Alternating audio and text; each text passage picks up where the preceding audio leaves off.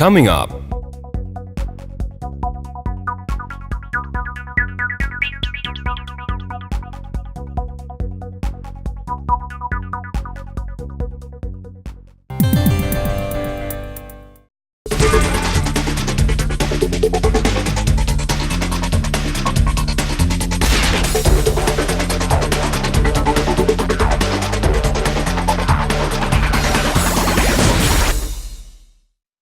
Pemirsa, dimanapun Anda berada, kita berjumpa lagi pada acara Indonesia Business Today. Nah, kali ini kita akan bicara suatu hal yang menarik. Kenapa menarik? Karena menyangkut concern kita semua, yaitu kita akan melihat outlook keselamatan operasi hulu migas. Telah bersama saya beberapa pelaku stakeholder dan juga tentu pihak pemerintah. Nah, kita ingin bertanya dulu dengan Pak Lugu selaku Dirjen Migas. Pak, kita tahu bahwa masyarakat sekarang sangat menyoroti Pak akan keselamatan operasi hulu migas, baik masyarakat secara umum maupun masyarakat di sekitar daerah operasi Pak. Bagaimana konsepnya Bapak melihat keselamatan operasi hulu migas sekarang ini Pak? Begini ya, di masa lalu kalau kita bicara soal keselamatan seolah ya itu hanya keselamatan dan kesehatan kerja saja, muncul kemudian keselamatan lingkungan. Satu hal yang sering kita agak kurang perhatikan adalah masalah keselamatan umum. Dan satu lagi, masih ada lagi, bagaimana keselamatan dari instalasi migas itu sendiri. Jadi aspek ke dalam, artinya instalasi itu pengaruhnya terhadap pihak-pihak yang lain, ataupun pihak lain terhadap instalasi migas. Jadi harus kita tata semua dalam satu konsep keselamatan migas lah. Istilah ini kami pakai ya. Kalau di penerbangan ada namanya keselamatan penerbangan, ya. Di pelayaran ada namanya keselamatan pelayaran. Nah, di migas ya supaya mudah daripada kita nyebut keselamatan kerja, keselamatan umum, keselamatan lingkungan, keselamatan instalasi, daripada nyebutnya sulit, kita sebut saja konsep keselamatan migas. Kalau kita bicara keselamatan, tadi menarik dipaparkan satu, keselamatan migas. Tidak hanya keselamatan kerja, tidak hanya keselamatan akan nyawa aja Pak ya. Pak Ramzi melihatnya ini bagaimana? Ini tren ini menarik atau enggak Pak? Memang menarik sekali, karena begini, selama ini peraturan-peraturan yang ada itu kan tidak secara integrated Pak ya. Ada beberapa peraturan-peraturan yang lag gitu, sehingga di sini dipakai celah oleh perusahaan-perusahaan dalam tanda kutip yang nakal itu memanfaatkan celah-celah itu. Nah, dengan rencana undang-undang keteknikan keselamatan peraturan PP keselamatan migas ini, semua akan dirangkum. Jadi mungkin ini saya pikir ada terobosan yang sangat baik. Pasti ada pro kontra Pak ya, karena yang status quo yang udah seneng pasti nggak suka gitu. Nah, tadi dikatakan bahwa inisiatif ini kayaknya ketemu Pak ya dengan tren yang diinginkan oleh keselamatan ini Pak ya. Nah, Pak Kusnia berdasarkan pengalaman Pak Kusnia, mungkin pengalamannya sudah banyak mengenai hal keselamatan. Sebenarnya keselamatan itu Pak, keselamatan migas ini filosofinya apa yang mesti dimasukkan?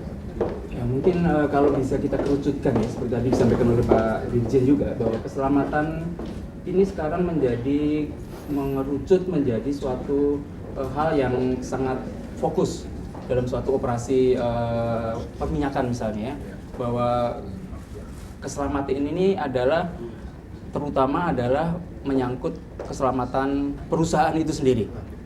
Karena juga pengoperasian peralatan-peralatan di perminyakan ini sangat mengandung risiko sangat tinggi, sehingga akibatnya bisa sangat luas. Sehingga kalau kita menyebut keselamatan, ini keselamatan bisa saja dari sisi peralatan, kemudian lingkungan, kemudian juga keekonomian perusahaan tadi, kemudian juga mengenai lingkungan hidup. Jadi semua tercakup. Semua tercakup. Jadi kalau boleh saya tambahkan sedikit, bahwa keselamatan ini sekarang ini di dalam dunia inspeksi katakan begitu ya. Ini mengerucut menjadi manajemen aset. Manajemen aset suatu perusahaan itu. Karena kalau perusahaan itu bisa mengoperasikan asetnya dengan benar, maka semua stakeholder ini akan menjadi terpuaskan. Oke. Jadi ini menarik sekali. Jadi ada terkait dengan manajemen aset. Nah sekarang Pak Rudianto dari Sukovindo EPC ini menarik Pak. Bapak melihatnya Pak dalam operasi hulu migas ini Pak. Iya Pak. Keselamatan operasi itu sebenarnya bisa menunjang kelangsungan operasi atau enggak Pak? Oke. Baik, saya pikir dari yang disampaikan oleh Bapak tadi ini merupakan satu era baru di industri migas, di mana pemerintah sekarang sudah memulai suatu pengaturan bagaimana kita melakukan pengelolaan di dunia industri migas. Terutama dalam hal ini adalah masalah keselamatan, karena yang disampaikan Pak Kusnia tadi, kalau kita bicara di industri migas, yang nature-nya sebenarnya adalah suatu resiko. sebuah perusahaan yang bergerak di bidang tersebut akan melihat bagaimana dia membuat yang disebut enterprise risk management. Jadi dia sudah memasukkan aspek bisnis parameter dalam pengelolaan resiko. Tadi juga menarik disampaikan oleh Pak Lulu misalnya, memang satu hal yang masih belum tercakup di beberapa undang-undang tentang keselamatan itu adalah yang disebut public safety. Karena publik itu punya hak sebenarnya bahwa dia ini bisa merasa aman di satu lingkungan migas. Tadi kita juga sudah diskusi mengenai masalah kalau ada suatu sirine di sebuah perusahaan berbunyi, nature orang kita biasanya kalau mendengar itu adalah bukan menjauh tapi mendekat. malah mendekat gitu. Nah, sekarang kita lihat ini merupakan tanggung jawab siapa dalam kita melakukan pengkondisian di masyarakat. Jadi ada hal yang sangat menarik bahwa inisiatif pemerintah khususnya terkait dengan keselamatan umum sepertinya merupakan hal yang wajib sekarang ya. Nah, kita ingin bertanya juga dengan Pak Lulu. Sepertinya apa yang diinisiatif oleh pihak Direktorat Jenderal Migas ini kok ngena gitu Pak ya. Nah, tapi sekarang mungkin masyarakat juga ingin tahu kapan Pak inisiatif ini bisa terus ditindaklanjutin Pak. Ini sebetulnya begini, Undang-Undang Nomor 22 Tahun 2001 tentang migas sebenarnya sudah mengamanatkan ya dalam operasi hulu ya, tidak hanya hulu saja, sebenarnya dengan hilir juga ya. Tapi karena topik kita masalah hulu ya, itu diperlukan namanya kaidah keteknikan yang baik. Nah, kaidah keteknikan yang baik itu apa? Aspek keteknikan tidak hanya masalah keselamatan saja, tapi kalau kita bicara soal operasi hulu ya, ada aspek yang namanya apa itu pengelolaan reservoir ya, itu harus juga ada aspek keteknikannya. Oke. Jadi nanti di dalam RPP keteknikan yang merupakan amanat dari Undang-Undang 22 tahun 2001 yang sebenarnya udah agak lama ya, udah 6 tahun yang lalu, tapi nggak apa-apa lah kita sekarang kita bersama-sama kita implementasikan ini kita bikinkan suatu RPP yang komprehensif yang menyangkut juga aspek keselamatan. Jadi kembali.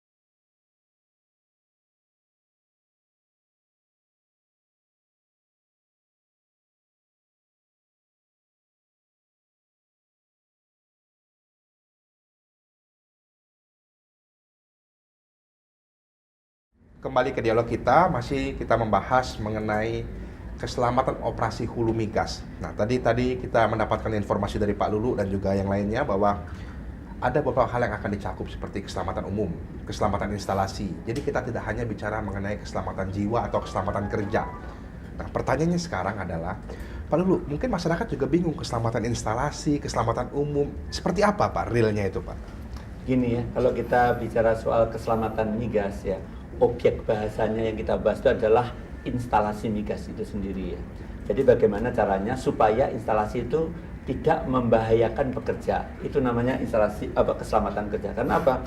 Instalasi migas ini selain bermanfaat ya, juga dia mempunyai potensi bahaya ya bagi jiwa manusia dan bagi harta benda ya. Meledak dan lain sebagainya ya, itu. Macam-macam lah, nanti kita bisa bahas masing-masing ya. Tapi intinya bagaimana supaya instalasi migas ini tidak membahayakan pekerja. Yang ini sudah diatur dengan rezim pengaturan keselamatan kerja. Yang kedua, bagaimana supaya instalasi migas ini tidak membahayakan masyarakat umum ya. Nah, apa? Dia kemungkinan misalnya suatu instalasi kilang atau depo-depo minyak segala macam, pom bensin yang paling sederhana ya. Supaya masyarakat tidak merokok di pompa bensin. Nah, ini supaya jelas ya. Ini karena apa? Kalau satu aja yang merokok meledak itu membahayakan keselamatan umum. Bukan pekerja loh di situ ya, masyarakat umum. Yang ketiga adalah lingkungan sekitar ya. Jangan sampai merusak lingkungan ya, lingkungan hidup. Nah, yang ketiga ini yang keselamatan instalasi. Instalasi migas ini instalasi vital ya. Diperlukan supaya ini menggerakkan roda ekonomi, menghasilkan minyak dan gas ya. Kalau sampai instalasinya tidak andal ya, itu akan mengganggu produksi minyak dan gas ya. Makanya aspek keandalan supaya andal harus diamankan instalasinya. Nah, ini konsep namanya pengamanan instalasi migas itu sendiri. Saya beri contoh satu Mas ya. Di sektor yang lain kita mungkin masih ingat pada waktu di Medan ya, ada satu bangunan yang letaknya beberapa kilo di luar bandara Polonia ya. Tapi bangunan itu harus dipotong karena mengganggu keselamatan penerbangannya. Di penerbangan ada yang namanya konsep yang disebut KKOP, Kawasan Keselamatan Operasi Penerbangan. Artinya kalau kawasan itu terganggu walaupun itu milik orang lain yang di luar wilayah bandara, dia akan kena pada peraturan itu dan dia harus dipapras ya, dipotong. Nah, jadi dia ikut diatur itu Pak ya. Mestinya logikanya ada yang kita sebut namanya kawasan keselamatan operasi migas ya. Jadi ini yang kita tuangkan nanti di dalam misalnya ruang bebas ya. Ruang yang dibebaskan supaya tidak ada masyarakat umum yang mengganggu. Jangan sampai misalnya ada pom bensin ya, di dekatnya ada tukang las. Nah, ini harus ada ruang bebas atau right of way ya, kalau di apa, mohon maaf ya, right of way itu adalah hak untuk melintas, ruang bebas nih, beda antara right of way dengan ruang bebas ya. Ruang bebas itu ruang yang harus bebas dari segala macam dalam rangka pengamanan instalasi ini. Jadi menarik sekali, sepertinya memang hal-hal yang kita lihat tadi apa udah diatur, tukang las tidak boleh dekat pom bensin, kayaknya belum diatur. Nah, ini mudah-mudahan ke depannya inisiatif ini akan memberikan manfaat. Nah, kita ingin bertanya dulu tadi kepada Pak Ramzi. Pak, kalau nggak handal, katanya kecelakaan juga ini. Perlu diatur lah kira-kira gitu dalam bentuk keselamatan migas tadi, Pak. Bapak melihatnya di negara kita ini kehandalan itu sudah dimasukkan dalam kategori kecelakaan atau accident belum, Pak? Paradigmanya di sekarang ini harus kita rubah. Karena orang yang namanya kesan accident itu kalau ada tabrakan, ada orang celaka. Tetapi orang tidak pernah atau masyarakat kita itu kurang menyadari bahwa sebetulnya di balik accident itu ada biaya-biaya indirect cost yang jauh lebih besar. Itu kalau di dalam definisi safety itu ataupun di dalam peraturan Permen itu definisi kecelakaan itu adalah yang berdampak kecelakaan kepada manusia, kepada kesehatan, juga kepada properti atau kombinasi dari semuanya. Ini kita tidak pernah memperhatikan kalau itu kecelakaannya terhadap properti. Biasakan begini, saya kalau bicara makro gitu mungkin. Kalau orang datang terlambat bekerja, yang seharusnya dia bisa menyelesaikan 10 pekerjaan, tapi karena terlambat, dia menyelesaikan hanya 8 pekerjaan, itu sebenarnya sudah accident. Oh, udah accident tuh, accident. Pak, ya? Kalau kita bicara misalkan di dalam kilang, kalau shutdown kilang itu seharusnya 28 hari, kemudian mundur menjadi 40 hari, itu sisanya itu semua accident. Tapi siapa yang memberi sanksi? Nggak ada kan? Nah ini kenapa? Karena inspeksi keteknikannya itu seharusnya kan diprediksi dulu, Pak. Sekarang kan kejadiannya shutdown dulu, baru ini harus diganti. Seharusnya sebelum shutdown kita sudah predik apa yang harus diganti sehingga ketika shutdown spare part itu sudah datang. Dan itu tidak terjadi dadakan tiba-tiba kilangnya shutdown dan lain sebagainya. Nggak meledak, mereka anggap aman. Tetapi mereka tidak sadar bahwa shutdown yang berlebih itu adalah suatu accident. Oke. Nah, kalau kita tadi bicara bahwa hal-hal seperti itu juga selayaknya dicakup juga dalam hitungan keselamatan operasi. Nah, Pak Kusnia sekarang, Pak. Kalau kita lihat, Pak, bahwa sekarang regulasi yang ada dengan perkembangan teknologi, termasuk juga teknologi inspeksi untuk dalam hal keselamatan ini, Pak, nempel nggak atau sudah saling mendahului, Pak? Ya, ini kalau boleh saya sampaikan nih dengan mohon maaf nih, jadi kelihatannya peraturan-peraturan kita ini ada beberapa yang ketinggalan zaman, Pak. Ketinggalan zaman, misalnya gimana tuh, Pak? Karena juga teknologi perminyakan ini kan berkembang pesat ya sejak mungkin beberapa dekade terakhir ini. Sedang banyak peraturan-peraturan kita ini yang menggunakan konsep teknologi lama. Iya. Bahkan ada yang masih sebelum zaman kemerdekaan ini masih dipakai. Oh gitu, Pak ya. Contohnya begini, dulu konsepnya adalah semua peralatan itu safety faktornya kurang lebih sama, jadi sekitar 4. Oke. Nah sekarang ini dengan kemajuan teknologi material maupun pembuatan peralatan, ini safety faktornya bervariasi antara 1,5 sampai mungkin 6. Ada ratingnya, Pak. Iya, ini juga berkaitan dengan keekonomian suatu peralatan.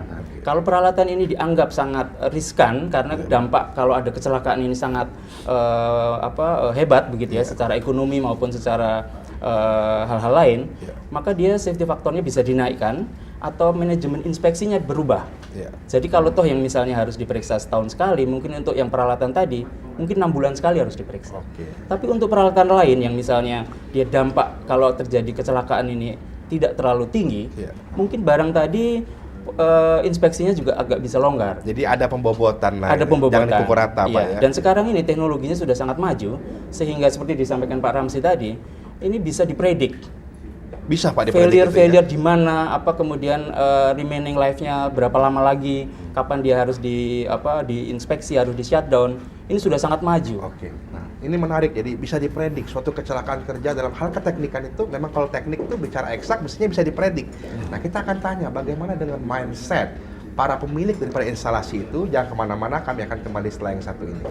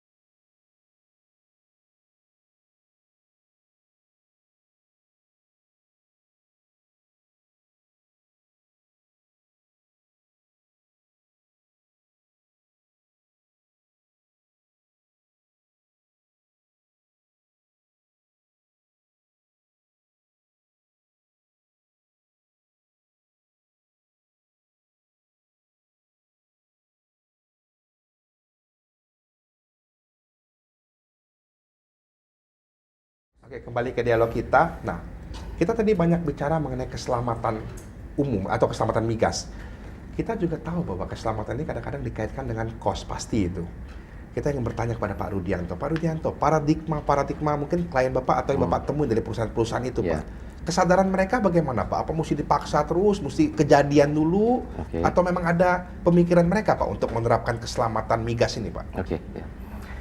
Memang kalau kita lihat di negara kita saat ini, kalau bicara mengenai safety, rata-rata sebagian besar akan berpikir bahwa itu adalah cost atau biaya. Namun sebenarnya sudah banyak beberapa pengalaman yang didapat ya dari berbagai negara maupun juga industri, bahwa penerapan safety itu juga bisa menjadi suatu investasi. Karena kita bisa lihat, kalau misalnya terjadi sesuatu dalam penggunaan instalasi yang tidak baik, pengoperasian tidak baik, kualifikasi orang yang melakukan juga tidak memenuhi, akan terjadi yang namanya insiden. Kalau di dalam konteks safety ada yang namanya accident. Kalau sudah berubah jadi accident, ini akan merupakan suatu bentuk cost atau loss yang diterima oleh si perusahaan.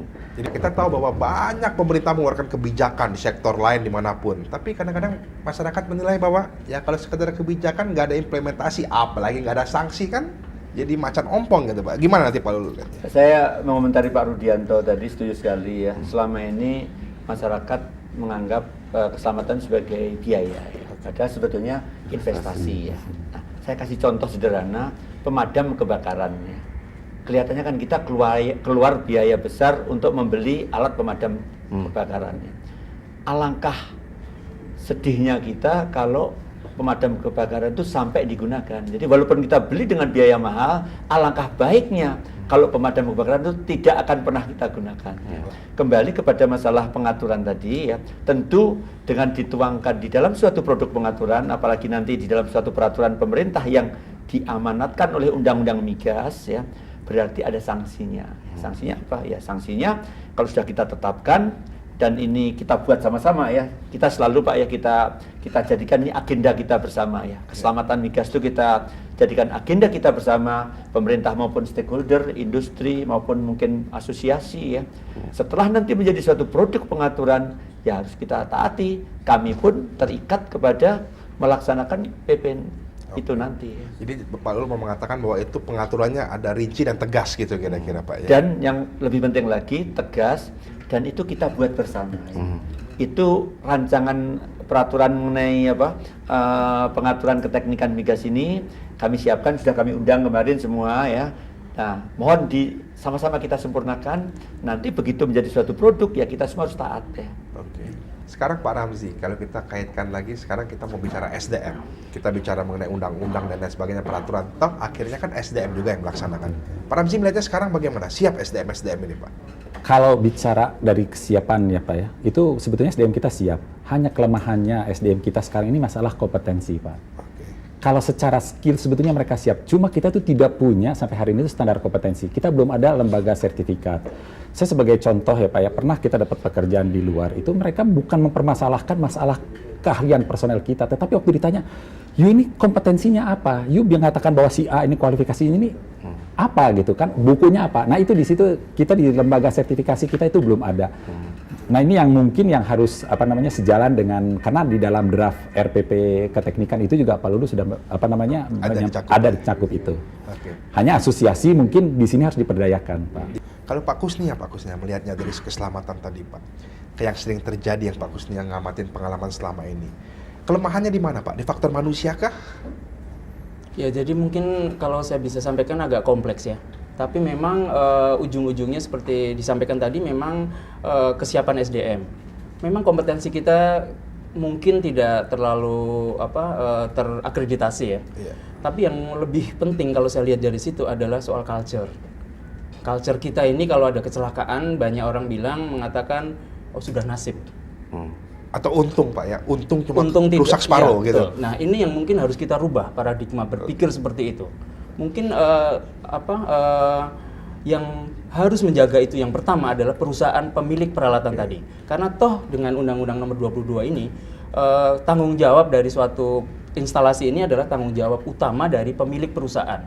Sehingga harusnya manajemen perusahaan ini yang harus merubah paradigma berpikir para operator ataupun pegawai yang menangani peralatan tadi. Jadi kata-kata sudah nasib atau untung tidak lebih besar itu mungkin harus ditinggalkan.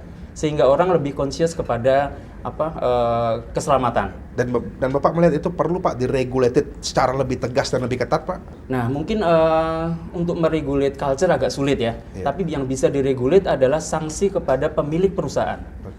Nah sanksinya pemilik perusahaan ini biasanya dia atau umumnya adalah dari sisi finance ataupun nama. Jadi kalau ada kecelakaan di Indonesia ini, mungkin di negara kita ini sanksi masyarakat juga kurang kuat. Sanksi sosialnya juga kurang kuat begitu ya. Juga sanksi dari pemerintah, saya mohon maaf juga kelihatannya kurang tegas. Oke. Sehingga akhirnya terjadilah culture seperti tadi. Oke, jadi culture itu juga tidak terlepas daripada yang selama ini berlaku Iya, gitu. Oke. iya. Pemirsa, nanti kita juga ingin bertanya kepada pelaku daripada operasi hulu migas yang punya pengalaman dan di onshore dan di offshore. Nah, jangan kemana-mana, kita temui dia nanti setelah break yang satu ini.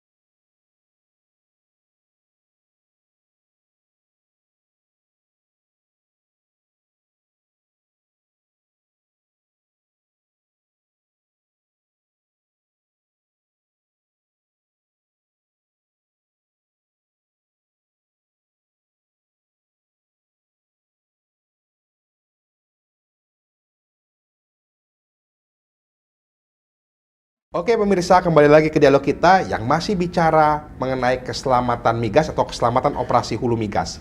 Nah, seperti yang saya paparkan tadi telah bersama kita yaitu dari IATMI atau Ikatan Ahli Teknik Perminyakan Indonesia, dalam hal ini diwakili oleh Bapak Bambang Kardono dan Bapak Fauzi Imron. Kita ingin bertanya kepada mereka ini.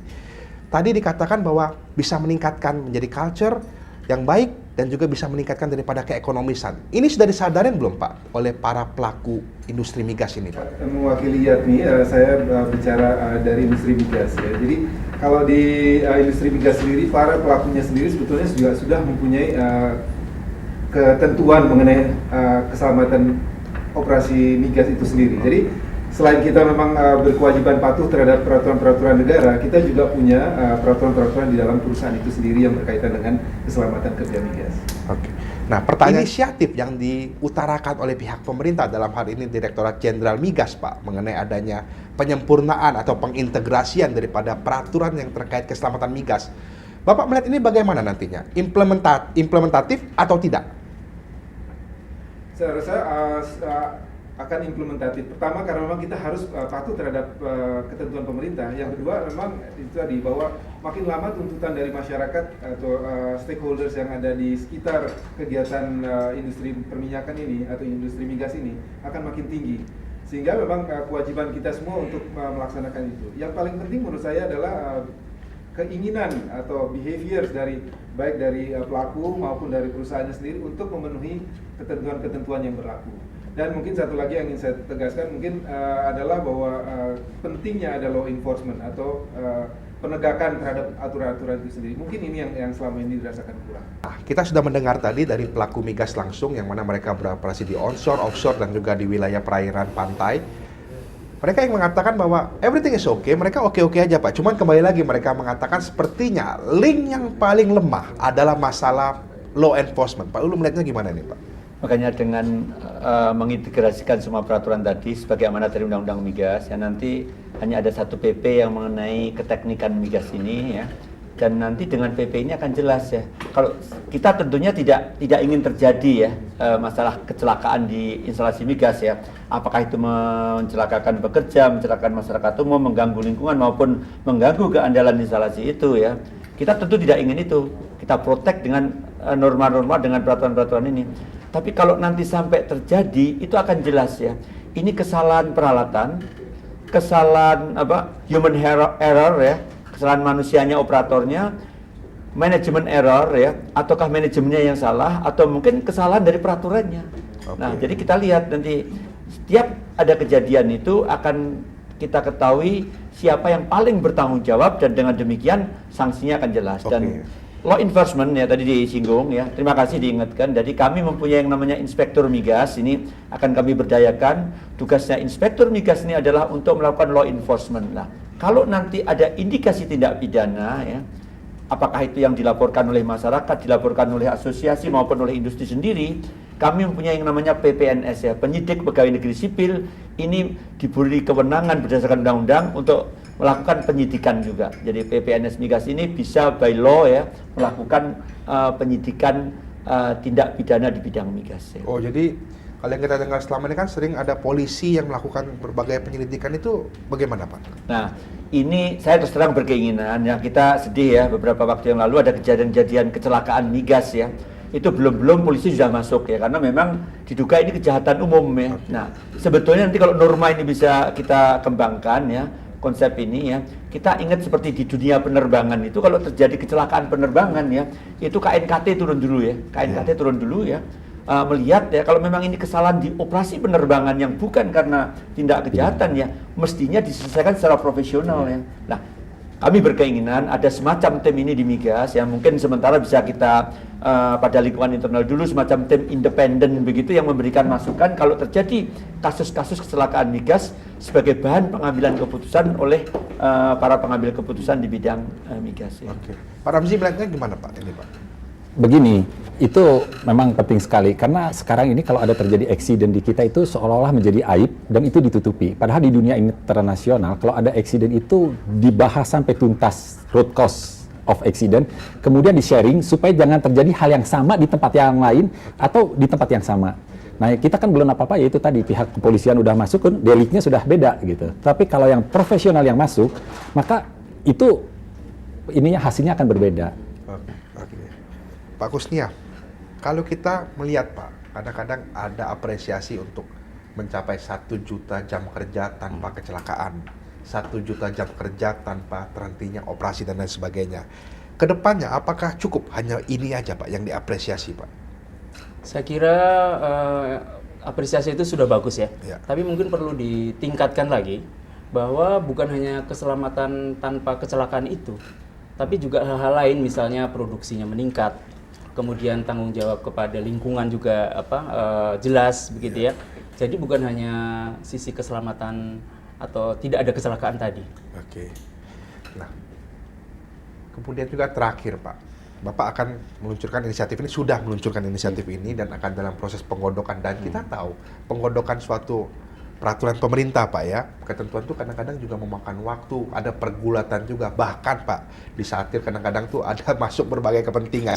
Nah ini bagaimana Pak prosesnya nantinya Pak Lulu?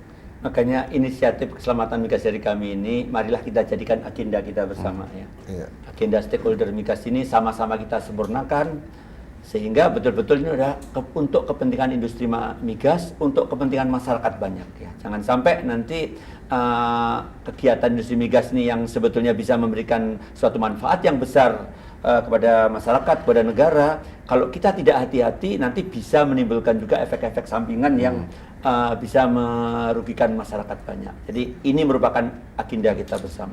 Oke. Demikian pemirsa, tadi kita lalui suatu dialog mengenai keselamatan operasi hulu migas, yang mana ada inisiatif dari pemerintah untuk meluncurkan yang namanya ketentuan mengenai keselamatan migas.